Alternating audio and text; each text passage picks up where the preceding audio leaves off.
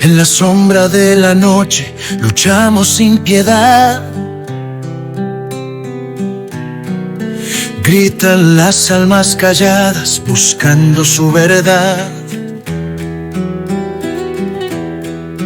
Una patria dividida clama su libertad. Bajo el fuego y las balas renace la ciudad.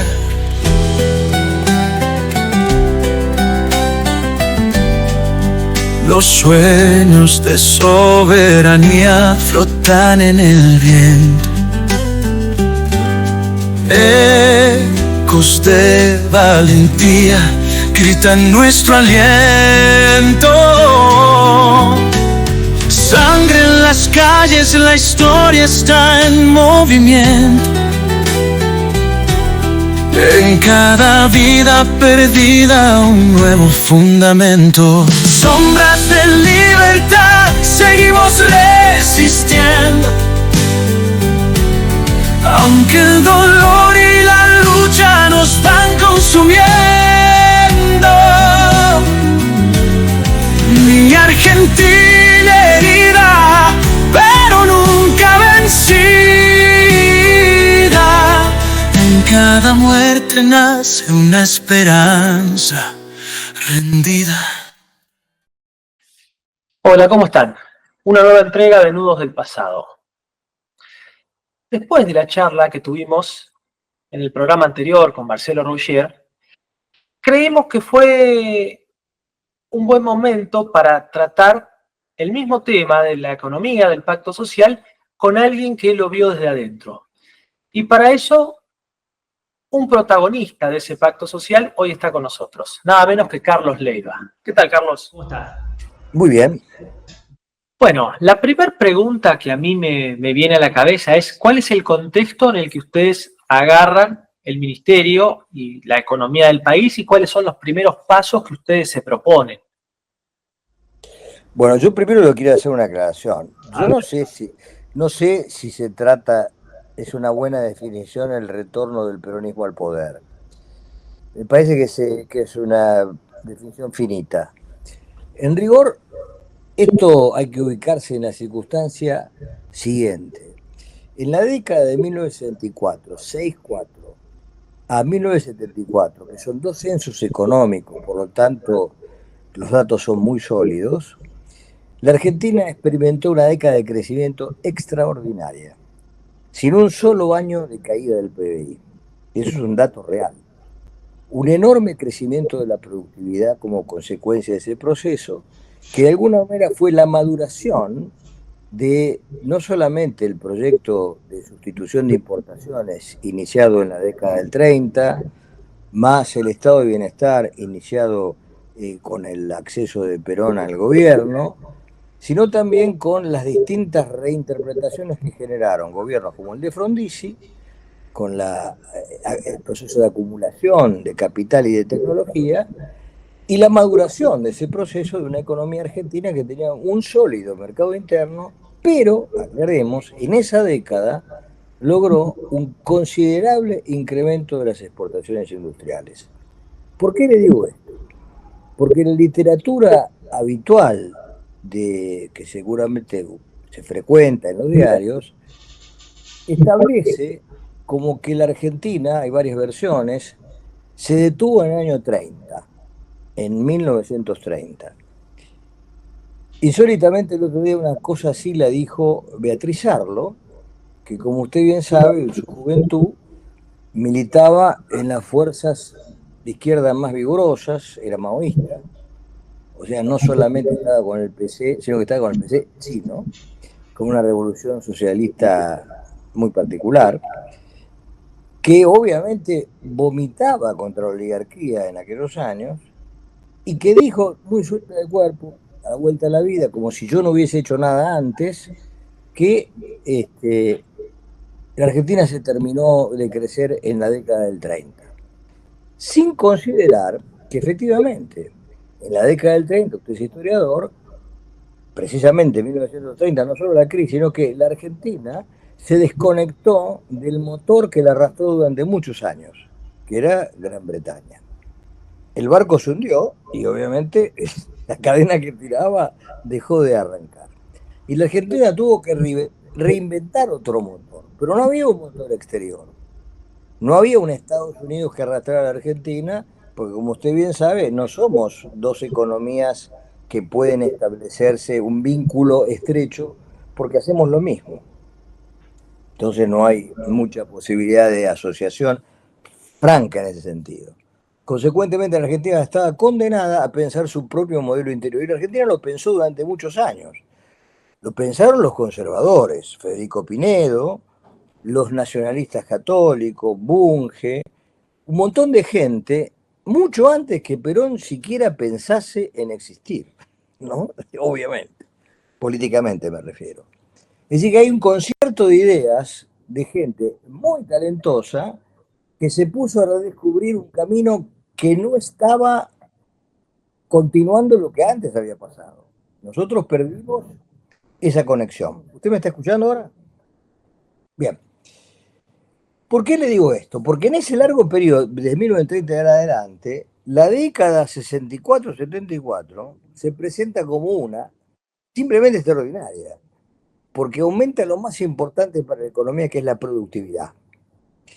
Ahí participan militares, radicales a la manera de Frondizi que sembró, y Lía, y bueno, finalmente el retorno a la democracia con el gobierno en el que yo participé.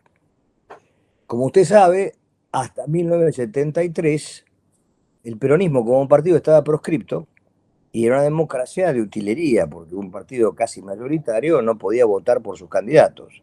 Y es más, la elección del 73, donde se elige a Cámpora, se establece con la proscripción de Perón. Puede haber elecciones, puede votar, pero Perón no.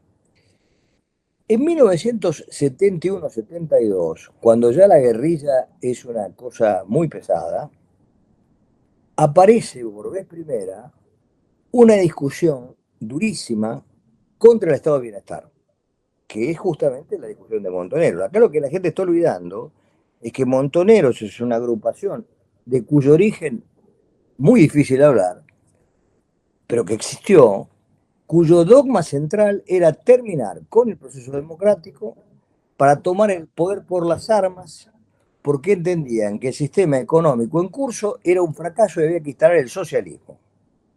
Consecuentemente, el enemigo central de Montoneros, y por supuesto el enemigo central de ese modelo, era Montoneros y era la economía que estaba existiendo. Que yo le acabo de decir, era una economía de altísima productividad. Bien. En 1971, los partidos políticos, a través de la invitación que empieza por la democracia cristiana, ¿no? Federico Baywitz, uno de los dirigentes juveniles de la democracia cristiana, lo invita a Trócoli para hablar de un acuerdo que terminó siendo la Hora del Pueblo, y Balbín convoca la Hora del Pueblo, en la que participan todos los partidos y fundamentalmente el peronismo. Es un acuerdo extraordinario. Se establece que bueno, no podemos volver a la utilería de la democracia, hay que volver a la democracia en cero, que implica que no habrá proscripciones. Se establece algo que es vital y que usted alguna vez lo mencionó, que es el concepto de la amistad política. Es decir, somos partes, partidos, que son partes, como lo dice la palabra, de una totalidad, la nación. Tenemos visiones encontradas, pero pertenecemos a un mismo contexto. Y tenemos enfrente dos realidades. Una dictadura militar, blanda, pero dictadura al fin, y de otro lado, la violencia montonera alimentada por distintas agencias. Uno puede pensar, por supuesto, en Cuba, puede pensar en la Unión Soviética, y puede pensar también en la CIA. No sabemos. No sabemos cómo se organiza eso. Y tal vez no lo sepamos nunca. Lo paradójico, y esto usted joven no lo sabe, es que muchas de las personas que hoy levantan las banderas del liberalismo económico, la democracia, tipos insospechados que usted no puede ni imaginarse, redactaban el programa de Firmenich. Usted ni se puede imaginar. Y estoy hablando de jefes de redacción de diarios, periodistas de televisión y radio. Esa gente, en la década del 60 y principios de los 70, validaban que se asesinara a la gente en la calle. Porque no hay que olvidarse que los montoneros, creo que fue la madre de Pedro, desaparecida, un horror, pero le puso una bomba en la cama a su compañera del colegio. Digamos, gente que tendría que estar presa, no pueden, por supuesto, no desaparecidos, obviamente. Reivindicar eso es una infamia, esa es mi opinión, porque ese es el huevo de la serpiente. Con esto que usted nos está contando, y bueno, al fin tengo a alguien para preguntarle realmente, a alguien que fue partícipe, ¿cuáles son los principales obstáculos que ustedes encuentran al momento de llevar adelante este plan? Mucho más con todo lo que nos ha contado recién. Bueno, lo cierto es que nosotros teníamos un modelo que, le vuelvo a repetir, de altísima productividad, y ahora voy a decir cuáles eran los problemas, y un sistema político asediado, por un lado, los militares que lo ejercían con proscripciones, una dictadura blanda, y del otro lado, esta cosa tremenda que le asaltó quizás a toda América Latina, no es mi preocupación, honestamente aquí lo viví porque los conocía muchos. Yo soy un demócrata cristiano y usted sabrá que de esas filas surgieron muchos jefes de montoneros, que eran pequeños fascistas, concretamente Norberto Habeger, número 2 de Montoneros, me quiso a mí echar del partido, a mí, por trotskista, por el hecho que yo había viajado a Cuba. Con lo cual usted le diría que era un facho, fenómeno, Dios lo tenga en la gloria, pero pobres chicos muy confundidos, terriblemente confundidos. Bien. Lo cierto es que se crea la hora del pueblo, se crea la amistad política y comienza allí un fenómeno extraordinario de diálogo entre los partidos y el sindicalismo. José Ignacio Rucci no era cualquier cosa, era un tipo, pues se imaginará, no era un intelectual, pero un tipo con mucha claridad sobre el sentido de nación, la construcción de la nación, la viabilidad de un sistema social y político como se predicaba doctrinariamente en el antiguo peronismo, que por supuesto era absolutamente incompatible con las ideas del radicalismo, de la democracia cristiana, que era básicamente un sistema capitalista con estado de bienestar, que es lo que generó que en el mundo entero, de las décadas del 45 al 75, tuviéramos los 30 gloriosos años que generaron crecimiento, mejoramiento absoluto de las relaciones sociales, bienestar, hospitales, salud pública, todas las cosas que usted sabe que ocurrieron en esos años en el mundo entero y también en la Argentina. Había un consenso general acerca del modelo, el consenso económico, quiero decirle, aunque a usted le parezca insólito, era absoluto entre empresarios, sindicalistas y partidos políticos. Y aunque los militares que lo querían imponer, pero la idea general era la misma. Digo, lo grueso. ¿Por qué era la misma? Porque el objetivo durante todos esos años, que le estoy relatando antes de llegar nosotros, era que el eje central de la política económica era el pleno empleo. Y esto regía en Occidente. Pleno empleo era el elemento agente para producir el bienestar colectivo. ¿Y cómo se llega el pleno empleo en un país como la Argentina? Bueno, con una serie de políticas, desde vinculaciones selectivas respecto a los mercados, que sostuviera un proceso de promoción de la política industrial, porque la industria en ese tiempo era la generadora de empleo. Así que es una cosa y la otra. Ese era el consenso, pero es un consenso que abarca a todos, a gente que usted ni se imagina que podemos incluir en esa bolsa. Después vienen los matices, que más, que menos, que más, que menos. Muy bien. Con esa concepción se arman las coincidencias programáticas, que es un final de un camino, que ya firman empresarios nacionales, de la Confederación General Empresaria, Helbar, que eran muchas pymes y otras que no eran tan pymes, pero eran empresas nacionales, no de capitales extranjeros. En el 71 había habido un proceso de, digamos, de nacionalización por el tipo de cambio en la época de Kirchner-Bacena, que había hecho que muchas empresas hubieran pasado a capitales extranjeros, pero no obstante, todavía la trama de la industria nacional era enorme, muy grande. Y esa gente tenía peso y opinión. Bueno, se hacen las coincidencias programáticas que firman todos los partidos políticos, con la excepción de Alzogaray y los montoneros. Digamos, esas dos cosas están excluidas porque Alzogaray no creía en el estado de bienestar, era el único tipo que obviamente no creía en eso, y los montoneros tampoco, porque ellos querían hacer el socialismo.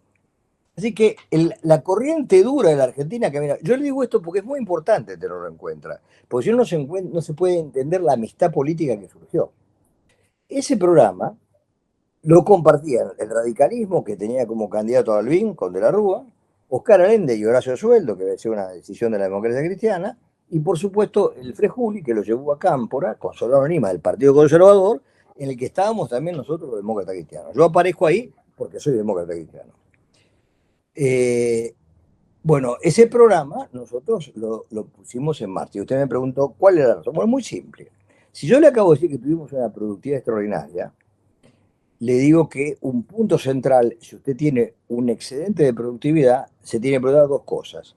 ¿Estoy exportando, que es una forma de resolver ese problema, o estoy mejorando la distribución del ingreso, que es otra forma de resolverlo? Bueno, ¿qué había pasado? Las exportaciones no habían sido tan vigorosas como lo que aspirábamos, y por otro lado, la distribución del ingreso había tenido un retroceso notable. Notable quiere decir no lo de hoy, ni hablar, sino respecto de una situación donde se podía hablar de la proximidad de la mitad, había caído la participación de los trabajadores como consecuencia de una mala administración de la política económica. Esta es la realidad. Y nosotros veníamos a decir, bueno, esta fuerza, esta productividad hay que redistribuirla en exportaciones y en salarios, en distribución de ingresos. ¿Por qué? Porque si usted no redistribuye la productividad, la economía se detiene. ¿Qué es lo que estaba pasando? Esa economía creciente en los años 71, 72 empezaba a detenerse. Y al detenerse la economía, se había generado una presión fuerte que se convirtió en presión inflacionaria a consecuencia de que el presidente Lanusse, con la finalidad de ganar las elecciones con su candidato Ezequiel Martínez, decidió aumentar los salarios de toda la administración pública nacional y provincial. Le quiero aclarar que el Estado de esos años era el 21% del PBI, no el 40% como ahora. Ese Estado tenía ferrocarriles, aviones, siderurgia, no había tantas escuelas privadas, no había universidades privadas como hoy, no había OSDE ni agencia médica como hoy, era salud pública de primera calidad, era escuela pública y universidad pública, empresas públicas. Y ese Estado era el 20% del PBI. No sé si me explico. Es una diferencia estructural de aquellas. Bien. Con ese Estado, usted me pregunta el propósito era redistribuir la productividad ganada, no inventar una redistribución que no se base en un hecho material y sólido que le dé durabilidad, porque no hay derecho sin acumulación. Eso es un ABC de la economía. Si usted quiere generar derechos, tiene que haber generado acumulación. Por ejemplo, acumulación de conocimiento, acumulación de capital, acumulación de obra pública, para poder decir hay derechos. Si no, es fantasía. Se diluyen, no termina en nada. En esa concepción, nosotros entendimos que detener el proceso inflacionario, que era del 80% anual, cuando llegamos al gobierno, 80%, casi como ahora, cuando llegamos al gobierno, consecuencia de ese desmadre que yo le acabo de mencionar del anuncio, no teníamos más remedio que llevar a un acuerdo, que no era ningún invento. El acuerdo era repetir lo que habían hecho todas las democracias europeas a la salida de la guerra. El entendimiento entre los partidos políticos y los empresarios y los trabajadores. Cosa que hicimos. La gente suponía que llegando gente del peronismo al poder iba a haber un salto salarial impresionante. Y nosotros, gracias a Rucci, que fue un hombre de una visión extraordinaria y que sabía que estaba firmando su sentencia de muerte, y así lo dijo esa noche, hicimos un aumento salarial, se va a reír usted, equivalente al 10% del salario mínimo, suma fija en pesos para todas las categorías, con lo cual la estructura salarial se acható, obviamente, y se permitió, como consecuencia de esa estabilización de los salarios, que hubiera una estabilización de precios. Que jugaba el factor miedo, no tenga ninguna duda. Los empresarios sabían que esta era una opción y que detrás nuestro fracaso, estaban los chicos armados. Esta es la realidad. O sea que el miedo ayudó. Todos firmaron. Firmaron los sectores más liberales de la Argentina. No es que firmó Gelbar. Firmaron los sectores, se hizo una asamblea de empresarios de la ciudad, de empresarios libres, en el Teatro General San Martín, donde, aunque usted no lo pueda creer, en una peregrinación en marcha, fueron a adherirse al ministro Gelbar, que obviamente no era un hombre de la simpatía de estas personas que le estoy relatando, para decirle de su acuerdo total. ¿Usted sabía que José Ignacio Rucci comió con Celedonio Pereira en la sociedad rural? Bien, ahora lo sabe. Celedonio Pereira, presidente de la sociedad rural de aquellos años, que es mucho más que lo que soy, comió con José Ignacio Rucci en la rural. Y Rucci fue. No porque fuera un amarillo, todo lo contrario, sino porque había una negociación permanente en un sentido de nación y aumento de la producción. ¿El empresariado acepta porque estaba convencido de ese plan o acepta porque quizá no había otra alternativa? Bueno, lo aceptó, y usted me dice, yo sería deshonesto, usted me dice una cara a otra, le acabo de decir que en parte porque era una cosa más que razonable y en parte porque la alternativa que había detrás, si fracasaba esta democracia, era nada más ni nada menos como estos chicos nerviosos y la catástrofe que anunciaban. Le quiero decir que Cámpora no estaba de acuerdo con el programa, en absoluto. En absoluto. Ningún funcionario de Cámpora de la presidencia vino jamás a ninguna reunión de concertación. Y yo, que era un joven, que era el que llevaba los decretos para firmar, sufrí las amansadoras de horas y de horas para que nos firmaran algo en la Casa Rosada, al Ministerio de Economía. Es más, el discurso inaugural de Cámpora, Perón se lo manda a Gelbar para que revise la parte económica. Y Gelbar nos pide a Antonio Cafiero y a mí que revisemos ese texto. Y nosotros reescribimos el discurso de Cámpora, que estaba lleno de palabras como socialismo nacional. Nosotros éramos empresarios, éramos la burguesía nacional. O sea que tachábamos, y Antonio también, por supuesto, Antonio ya era empresario, tachábamos y tachábamos. Quiero decirle esto porque hay una mitología como que nosotros estábamos en un romance con Cámpora y los tipos que habían, bueno, todos los que estaban alrededor, Bebe Riggi y compañía, nada que ver. Estábamos claramente enfrentados, nos odiaban. Imagínese, Gelbar llevaba además ciertos estigmas para ese grupo humano que estaba con Cámpora. Era un empresario, bueno, le digo esto porque no fueron fáciles esos tiempos. Por supuesto, usted lo sabe, Perón finalmente, ante la avanzada de estos pibes, que trataban por todos los medios, tomaron cualquier cantidad de oficinas. Nuestro ministro de la Pública, que se llamaba Zubiri, lo trataron de la JP, lo trató de tirar del 8º piso del Ministerio de las Públicas a la ventana. Nosotros vivíamos ese clima. No era fácil, porque ellos estaban infiltrados en distintas administraciones, pero eran jóvenes. Bueno, que hoy por hoy, afortunadamente, muchos de ellos están exactamente del lado contrario. Lo que hizo, a mí me desespera, porque veo que la gente los alaba y los identifica. Hablemos. Patricia Bullrich fue uno de los que abrió la cárcel de Devoto. Yo eso no lo perdono, ¿sabes? Yo sé que la gente, yo no lo puedo perdonar. No lo puedo perdonar porque yo siento que nos arruinaron la vida. Bien. Bueno, el pacto funcionó en los papeles y en los hechos. ¿Sabe cuál es la mejor medida? Si usted, que es un historiador, busca la serie del tipo de cambio paralelo de Techín, que llevaba el registro del tipo de cambio paralelo, usted se va a dar cuenta que no hace falta mirar el índice de precios. Durante prácticamente un año, hasta que Perón se viene abajo, la inflación estaba absolutamente controlada. La Argentina crecía, el salario real crecía porque habíamos logrado la estabilidad. Y eso que recibimos, el impacto de la crisis petrolera. Hubo precios de insumos que vivía la Argentina que aumentaron el 800%. Fue difícil administrarlo. En el gabinete principal no había peronistas del partido, salvo Gómez Morales y Revestido.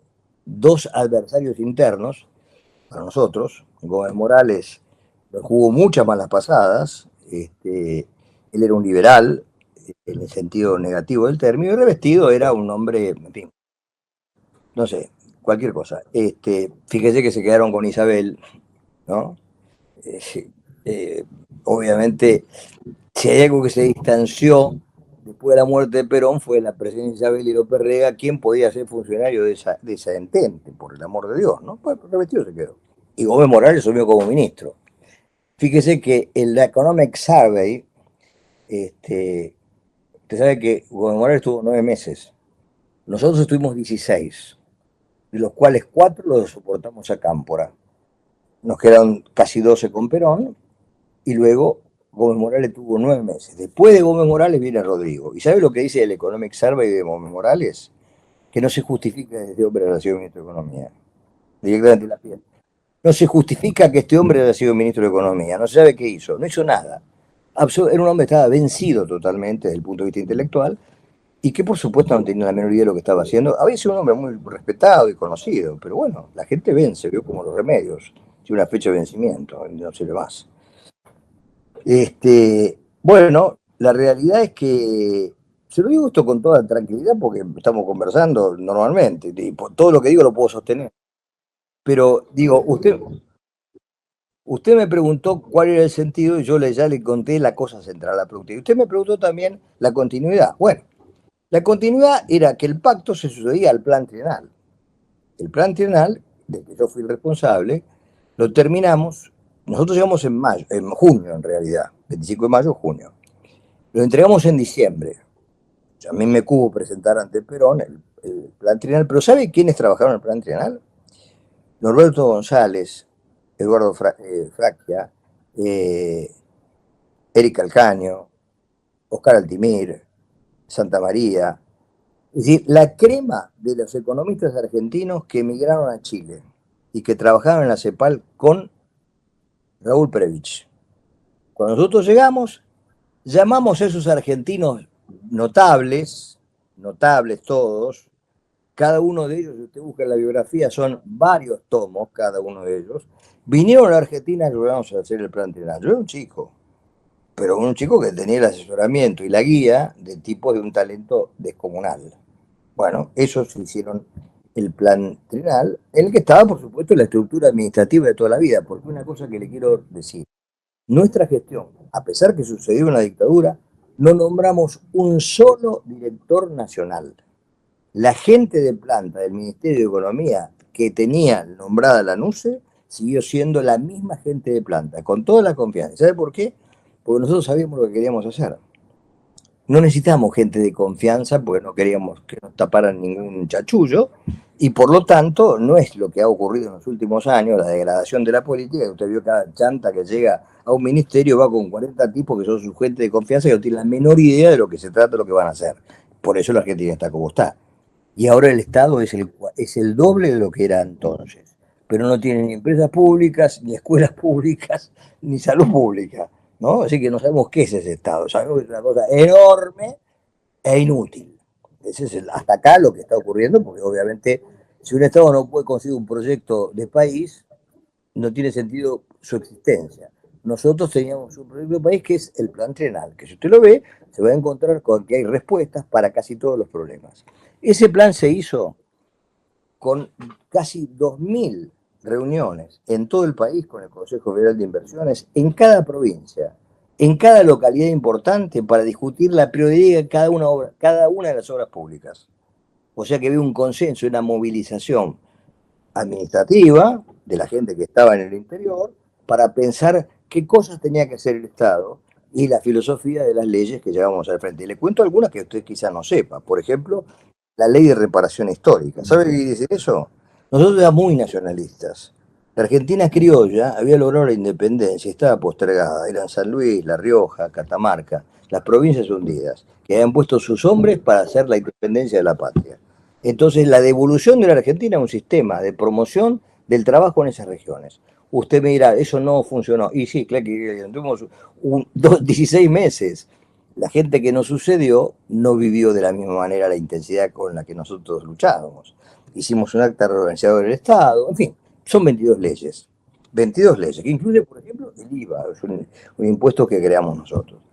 Si yo le digo que el Fondo Monetario Internacional, y usted lo puede buscar en el informe, de 1974, nosotros renunciamos en octubre del 74, empezamos a renunciar en julio del 74 cuando muere Perón.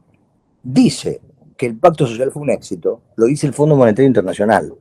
Y ustedes, pero como nadie lo dice, nadie lo dice. ¿Por qué? Porque hay una leyenda negra. ¿Por qué hay una leyenda negra? Entonces yo le voy a explicar. Los responsables de este desastre son, por una parte, los chicos montoneros, que ahora son los campeones del liberalismo, o los tipos que apoyaron al gobierno militar, que hicieron un desastre colosal. La mejor manera de lavarse las manos y no asumir responsabilidades es echarle la culpa al tipo que no pudo hablar durante años, que somos nosotros. Nos hicieron culpa de un problema que ocasionaron ellos. Entre otros, ¿quiénes son ellos?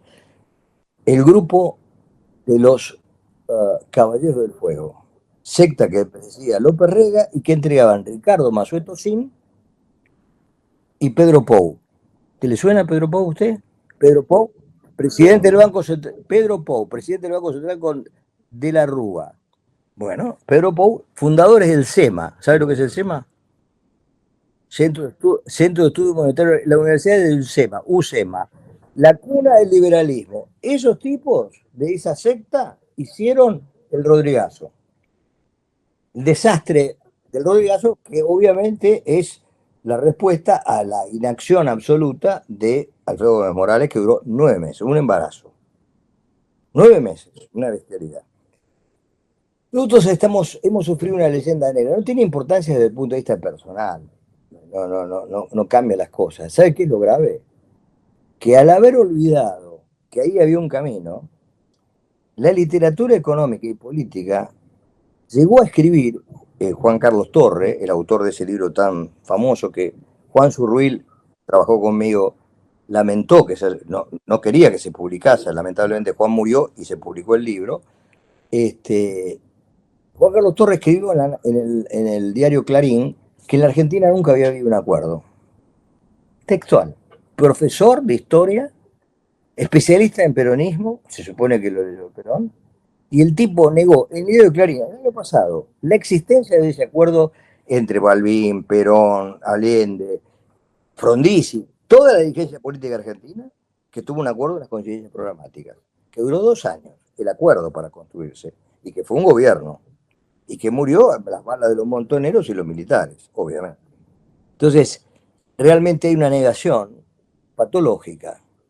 Es como negar la existencia de la familia. Y esa negación patológica de aquello que fue, sin ninguna duda, una obra realmente importante, ha generado un vacío intelectual enorme, porque se pasa en el día hablando del pacto de la Moncloa, que fue 2 años después del acuerdo de la Argentina. La Moncloa se inspiró en la Argentina. Y nosotros estamos, hasta el propio Duhalde, de mucha ignorancia, por supuesto, pero repite y repite el pacto de la Moncloa sin saber que él, que supuestamente es peronista, yo no lo soy, nunca lo fui, no desconoce la obra magna de Perón, porque Perón dijo que ese era su testamento. Digamos, si lo leyeron, eso lo dijo él, no yo. Entonces, es como una conspiración del silencio para encontrar un chivo emisario al que responsabilizar de la desgracia argentina. Ahora fíjese, yo le voy a mostrar un grafiquito de un libro que acaba de salir, que es el siguiente. Si usted lo puede ver acá, este grafiquito. ¿Ves que hay una línea recta acá? No, acá ves que hay una línea recta. Bien, una clarita recta y una línea negra. ¿Sabe cuál es este año? 1975. Nunca más la Argentina volvió a tener la tendencia histórica que tenía desde el año 64, como le acabo de decir. La Argentina se reventó a partir de ese momento. La negación de este eje central de la política económica, que es un país que necesita un motor interno, que es estado de bienestar, promoción industrial y una visión estratégica de largo plazo, que la Argentina no la tiene. Un país que levantó el ferrocarril. Todavía la arena que va a Vaca Muerta va en camiones. Usted está cerca, lo debe poder saber. Es trágico. Y pasan los gobiernos y no pueden tener ni siquiera la delicadeza de pensar que hay que tener un programa. ¿Sabe qué es lo que pasó en el año 75? Se terminó el Consejo Nacional de Desarrollo, un piso entero que pensaba la Argentina en largo plazo. Se terminó el Banco de Desarrollo, un banco que financiaba el largo plazo y se terminaron las leyes de promoción industrial. Es el único país del mundo que no tiene ese instituto. Biden acaba de decir reiteradamente Made in Ohio, porque estamos recuperando en el mundo entero la política industrial. Léalo a Hausman, a Roderick, a Biden y a Macron. En el mundo se habla de eso. Los únicos negados intelectualmente, que por vaya a ser, no sabemos qué razón, solamente pueden hablar del litio, vaca muerta, pensando que van a ocupar a los millones de desempleados que hay en la Argentina, desempleados reales, los que cobran planes, los que no tienen laburo, los monotributistas, lo van a emplear con el gas de vaca muerta y el litio, cuando en Estados Unidos... Bueno, ahí usted que hablando de energía, de vaca muerta, del litio y demás, y en relación y en paralelo a lo que usted dice, yo en los últimos 10, 15 años me he cansado de escuchar sobre esas fuentes de energía y fuentes de ingreso, pero jamás escuché a alguien que me venga a hablar tanto de litio como de vaca muerta como un bien estratégico, como realmente se tendría que pensar. Todos piensan, obviamente, el abastecimiento y después exportación, pero nadie dice que a partir de ese bien estratégico vamos a fomentar X producción. Póngale, no tiene posibilidad de emplear los millones. La Argentina tiene que crear 600.000 puestos de trabajo por año, 250.000 consecuencia del crecimiento demográfico y 350.000 para absorber el real desempleo de Argentina en 10 años. 600.000 puestos de trabajo no se crean con leyes ajenas a la promoción industrial, al financiamiento y a la visión de largo plazo. Imposible. Y usted no puede escucharlo de ninguno, porque no lo saben. Porque hemos cancelado la inteligencia, es lo único que se proscribió en la Argentina. La inteligencia. No hay. Son tipos elementales. Usted los escucha hablar y le da vergüenza ajena, ¿o no? Y bueno, claro, por supuesto, hace años que la Argentina, vio que grafiquito que la Argentina viene cayendo de una manera abismal en materia educativa, en materia sanitaria, en materia de política económica, en materia de trabajo. ¿Sabe cuánto creció la pobreza desde el 75 a la fecha, cuando era el 4% de pobres? El número de pobres, ¿cuánto creció? 7% anual acumulativo.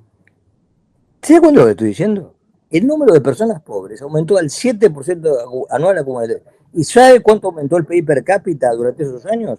Al 0,2. ¿Qué están haciendo? ¿Qué están mirando? Bueno, ¿qué quiere que le diga? ¿Nosotros fracasamos? No.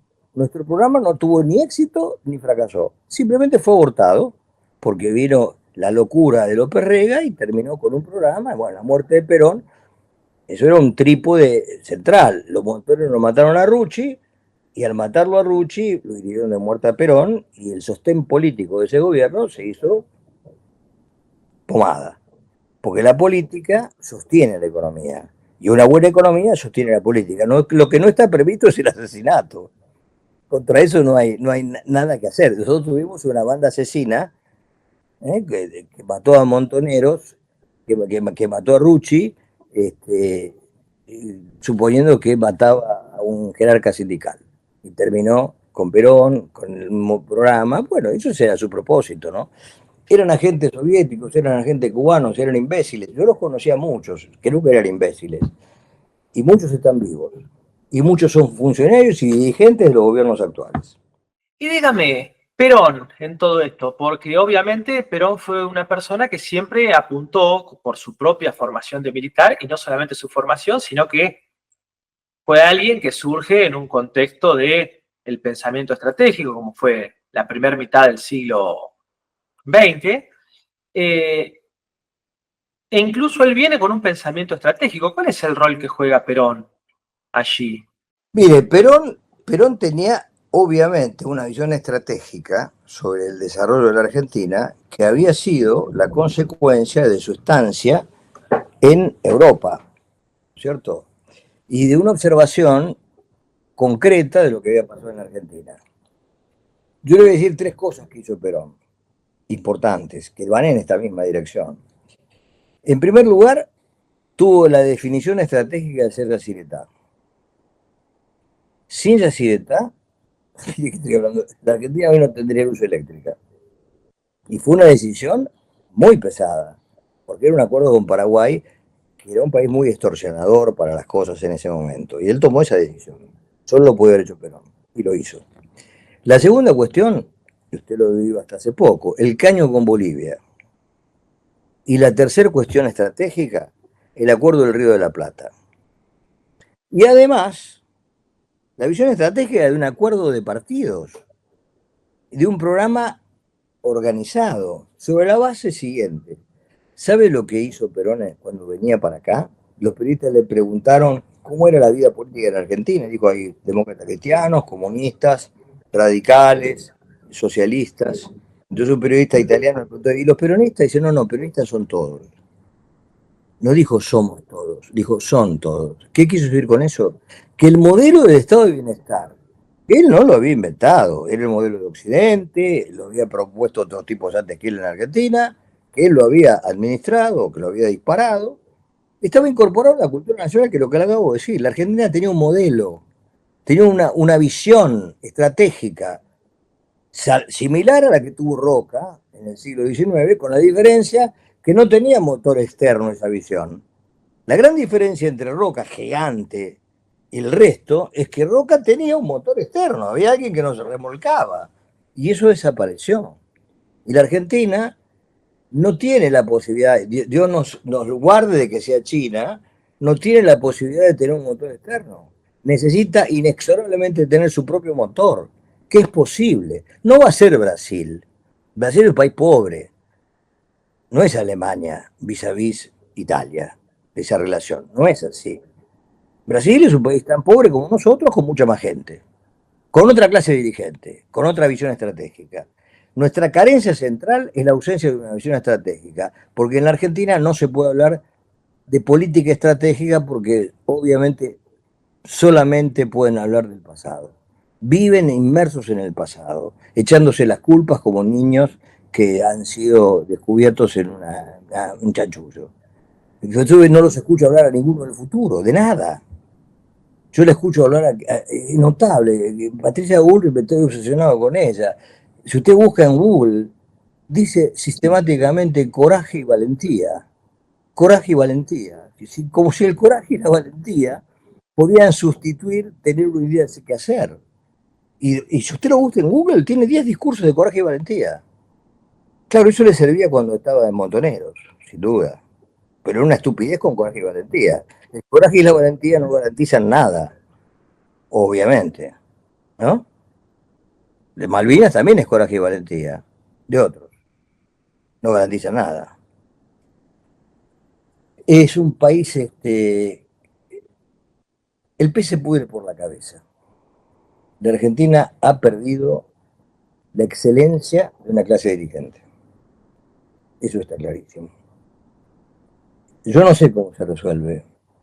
Lo que le puedo asegurar es que si la sociedad no exige talento, capacidad, seriedad, estudio a los tipos a los que le entrega la conducción de las cosas, estamos fritos. Cuando usted los ve, los escucha hablar, dice, por Dios, ¿cómo pueden manejar 45 millones de personas? ¿Y sabe qué?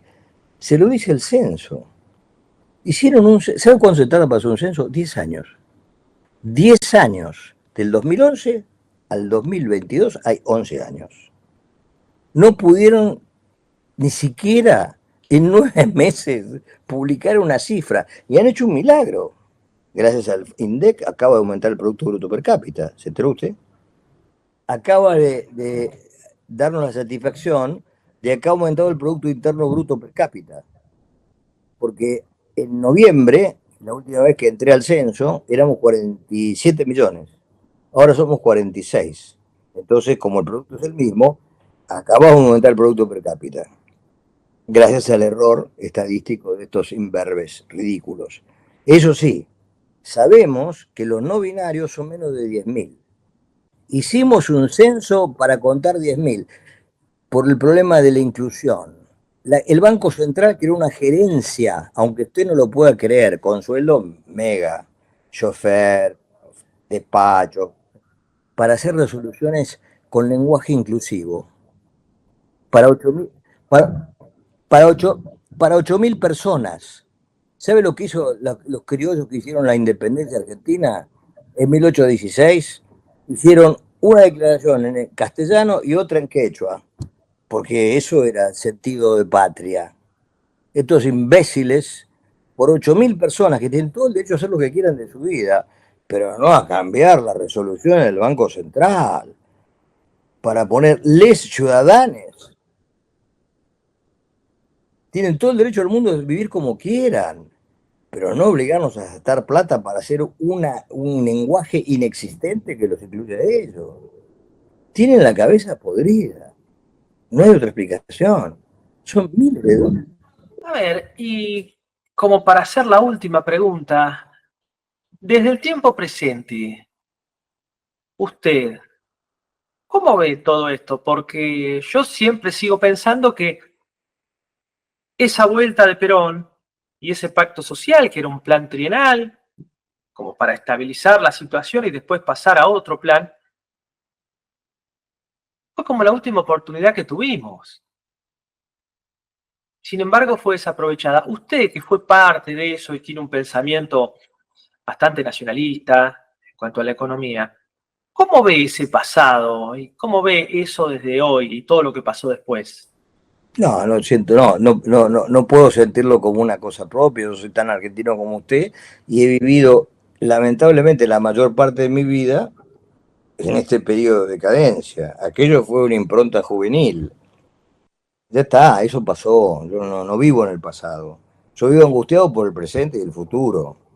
Cuando sé hoy que el 50% de los niños menores de 14 años viven en la pobreza, que no es solamente no tener dinero, sino es no tener futuro, y que una chica de la villa es abuela a los 30 años y una chica de clase media a los 30 años no tuvo un hijo.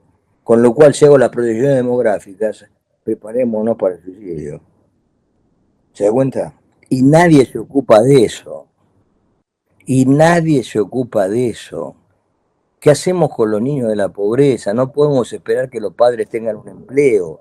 Le acabo de decir, necesitamos crear 600.000 puestos de trabajo por año para que les llegue a los últimos. Olvídese, no hay ninguna estrategia acerca de eso. Es imperdonable. Es imperdonable porque nos va a costar a todos la vida. Pero con gente que no tiene esa conciencia. Y están ahí. Hablan y hablan. Se echan la culpa. Unos y otros. Bueno, Carlos, fue un gustazo que haya participado en nuestro programa y estoy eternamente agradecido a que haya participado y que nos haya contado todo lo que nos contó. No, por favor. Encantado. Y a ustedes los espero en 7 días. Chao. La esperanza revive en las canciones de acero, un legado eterno grabado en el sendero. Nuestro chanto es un canto en el campo de batalla, cada golpe resuena en el alma que estalla. De las cenizas se alza un himno de libertad. Es la fuerza de un pueblo que nunca se doblará.